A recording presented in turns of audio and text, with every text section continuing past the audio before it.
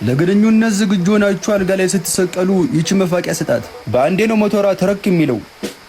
ከማህደር ጋር የፍቅር ግንኙነት ከጀመርን 3 ዓመት አለፈን።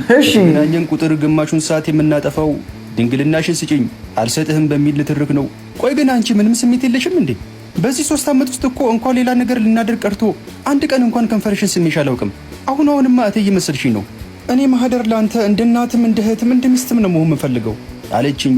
እስካሁን እንደ እናትና እንደ እህት በሚገባው ነሽ። ሚስትነቱስ ደግሞ እንደ ሚስቱ ድንግልናሽን ስጪኝ ቀለል አድርጋ እሺ እሰጥሃለሁ አለችኝና አጠገቧ የተቀመጠውን አንስታ ጎንጨት አለች።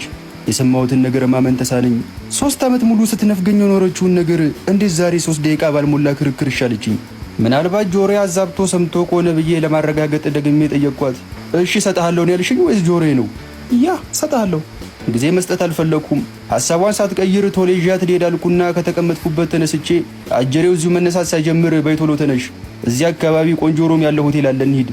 እንዴ ጭራሽ ጥሩ ሩም ያለው ሆቴልም ታውቃለህ? እንዴት ነው ቆይ እሱ ልታውቅ የቻልከው ነገር? ወይስ ከዚህ በፊት ከሌላ ሴት ጋር መተህ ታውቃለህ? ይሄ ውይይት ከድንግልና ርክክቡ በኋላ ቢሆን አይሻልም? በይው ተነሽ። ለማንኛውም ምን አልሰጥህም አላልኩም፣ ግን ከጋብቻ በኋላ አለችኝ። እዛው መንጋጋውን አውልቃት አለኝ። ለቦክስ በጨበጥ ተነሳበት። መዳፌን እየመታው በተቀመጠችበት ትቻት ሄዱ እና ከትዳር በኋላም ላሳይቱ ነበረ አስበሽኝ ነበር